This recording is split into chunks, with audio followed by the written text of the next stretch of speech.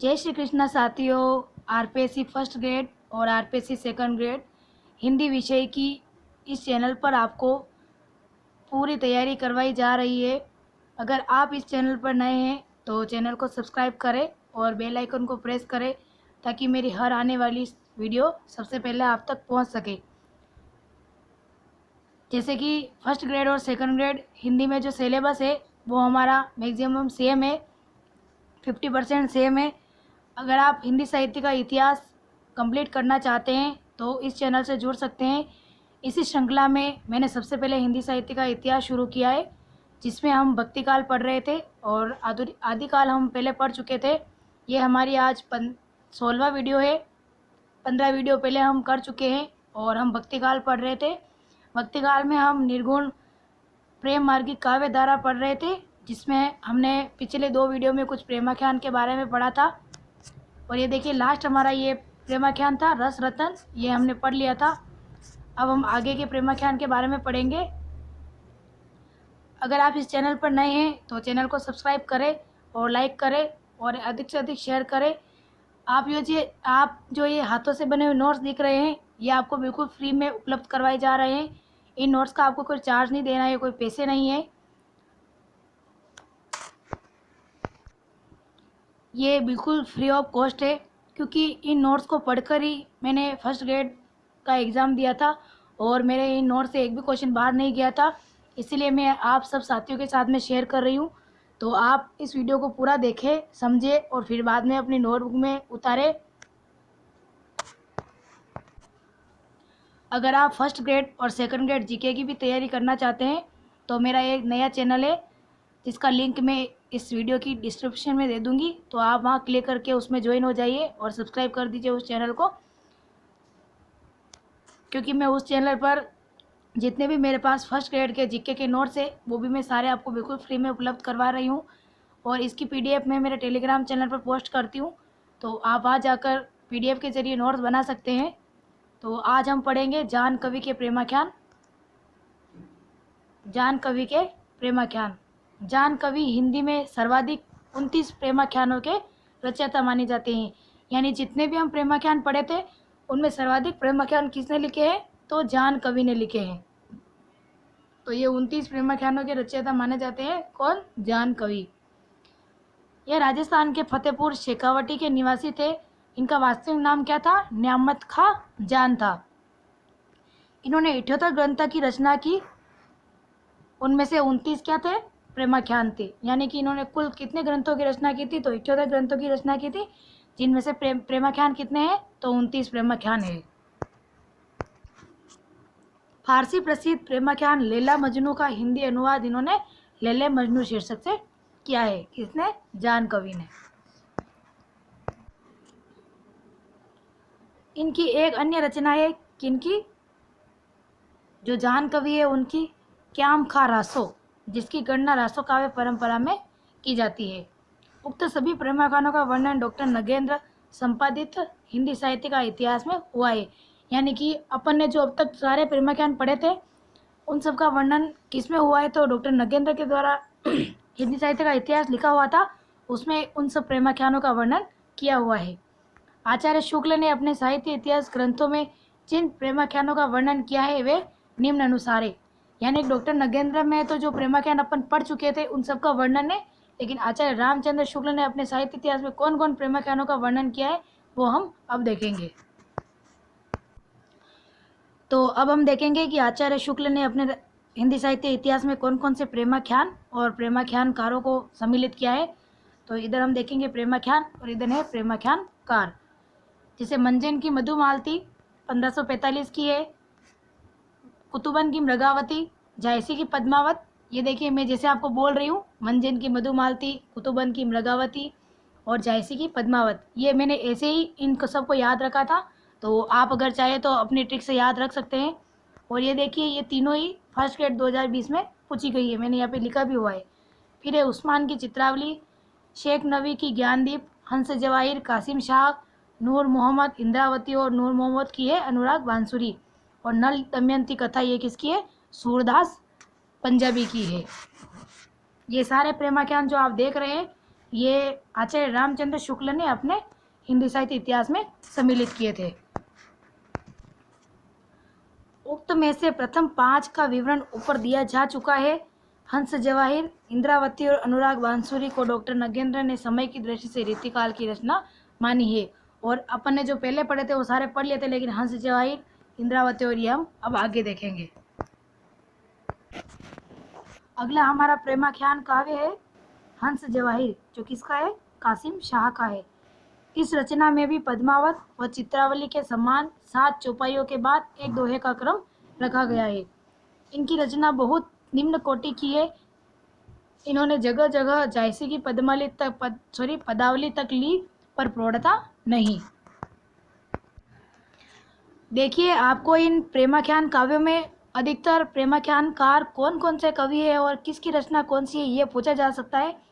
तो आप इन प्रेमाख्यान को और इनके रचनाकारों को अच्छे से पढ़ें, क्योंकि इनमें से क्वेश्चन अक्सर बनाए जाते हैं। अब हम देखेंगे इंद्रावती व अनुराग बांसुरी, जो किसकी है? नूर मोहम्मद की है, ये दोनों ही। यह दिल्ली के दरबार मोहम्मद शाह के समकालीन थे। यह फारसी के अच्छे विद्वान थे। कौन? नूर मोहम्मद। इसका हिंदी काव्य भाषा का ज्ञान सब कवियों से अधिक था। इनका नूर मोहम्मद का हिंदी काव्य भाषा का ज्ञान सब कवियों में से अधिक था इनका।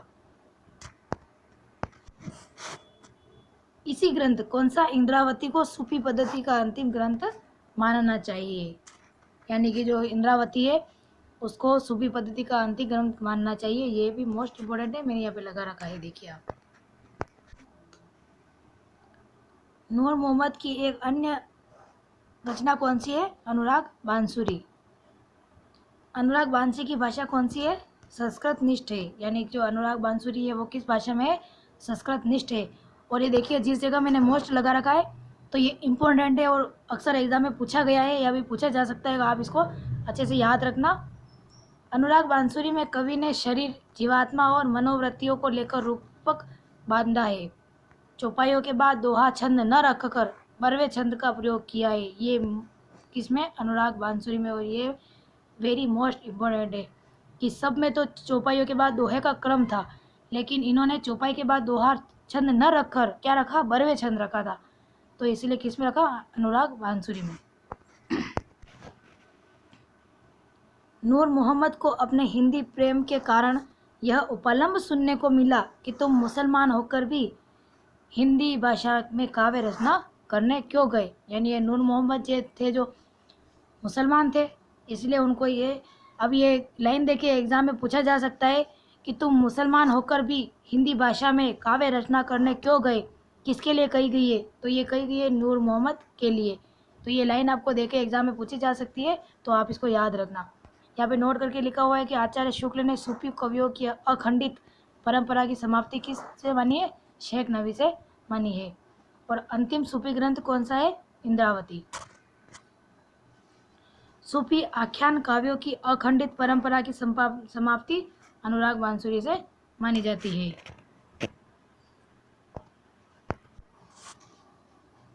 अब है अंतिम सूफी ग्रंथ या सूफी पद्धति की समाप्ति इंद्रावती से मानी जाती है, और सूफी आख्यान काव्यों की परंपरा की समाप्ति अनुराग बांसुरी से मानी जाती है। हमने भी ऊपर लाइन में पढ़ा है, लेकिन मैंने यहाँ पे अलग से लिखा था क्योंकि दोनों में कन्फ्यूजन था, इसलिए याद करके लिखा था। एक बार फिर से देखिए इस लाइन को कि अंतिम सूफी ग्रंथ या सूफी पद्धति की समाप्ति किससे? इंद्रावती ग्रंथ से। और सूफी आख्यान काव्यों की परंपरा की समाप्ति अनुराग बांसुरी से मानी जाती है। ये अगर आप दो चार बार पढ़ेंगे तो आपको याद हो जाएगी। अब आगे हम देखेंगे नल दमयंती संबंधी प्रेमाख्यान कौन कौन से हैं। नल दमयंती की प्रेम कथा को आधार बनाकर हिंदी में अनेक प्रेम काव्यों की रचना की थी। शाहजहाँ के समकालीन सूरदास पंजाबी ने नल दमयंती कथा शीर्षक से प्रेमाख्यान लिखा था। यानी जो नल दमयंती कथा ये शीर्षक से प्रेमाख्यान है, ये किसका है? तो सूरदास पंजाबी का है। नरपति व्यास ने नल दमयंती और मुकुंद सिंह ने नल चरित्र की रचना की। यानी नरपति व्यास ने किसकी रचना की? नल दमयंती की। और मुकुंद सिंह ने किसकी रचना की? तो नल चरित्र की रचना की। और इनके रचनाकार कौन है? सूरदास पंजाबी। ये देखिए कुछ प्रेमाख्यान है जो फर्स्ट ग्रेड 2020 में पूछे गए थे।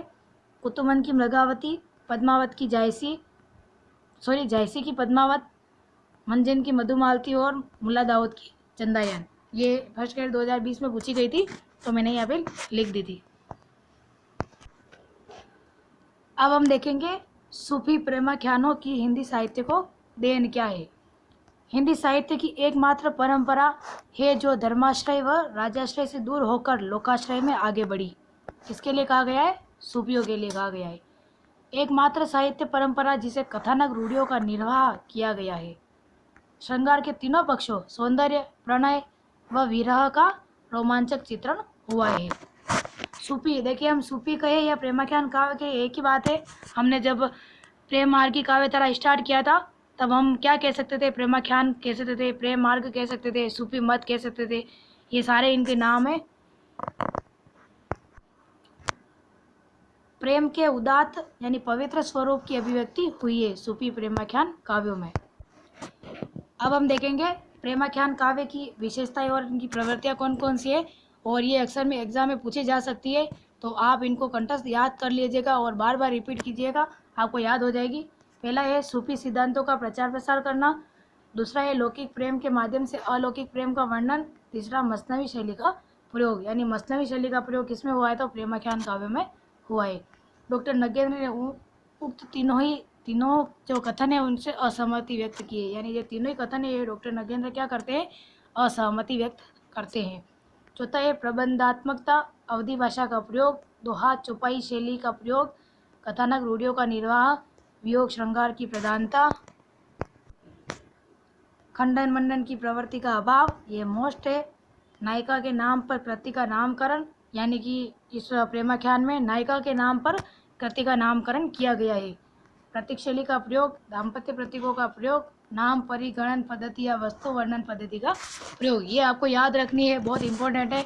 और मैंने आपको पहले भी कहा था कि जो छायावाद है, भक्ति काल है, आधुनिक काल है, इन सब की विशेषताओं में से क्वेश्चन बनते ही है, तो आप इनकी विशेषताओं को कंठस्थ याद करें और अच्छे से पढ़ें।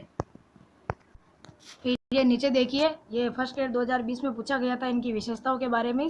सूफी प्रेमाख्यान काव्य के बारे में पूछा गया था कि आचार्य शुक्ल के अनुसार प्रेमाख्यान काव्य में नायिका की अपेक्षा नायक के विरह को अधिक महत्व दिया है। ये हमने जब भक्ति काल की विशेषताओं पढ़ी थी तब हमने पढ़ा था। सूफी काव्य में कथानक रूढ़ियों का प्रयोग मिलता है। सूफी काव्य में ऐतिहासिक अनैतिहासिक पात्रों की गाथाओं के साथ साथ रचयिताओं की कल्पना शक्ति का योग भी न्यूनाधिक मात्रा में रहा है। हमने जब सूफी प्रेम काव्य धारा पढ़ी थी तब हमने ये पढ़ा था कि प्रेमाख्यान काव्य में क्या था? नायिका की अपेक्षा नायक के विरह को अधिक महत्व दिया गया था, जो हमारे भारतीय के हिसाब से गलत था। तो ये था आपकी आज की क्लास, ये आपकी क्लास कंप्लीट हो गई आज की। और ये हमारा जो भी हमें भक्ति काल पढ़ रहे थे, प्रेमा के निर्गुण भक्ति काव्य, वो हमारा कंप्लीट हो चुका है।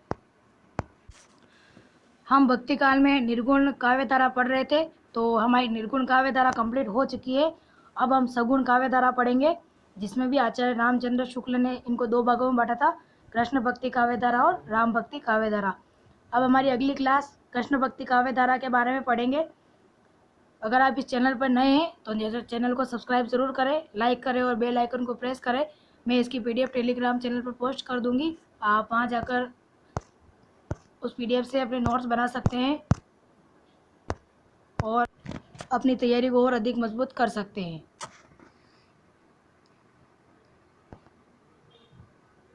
जय श्री कृष्णा, राधे राधे।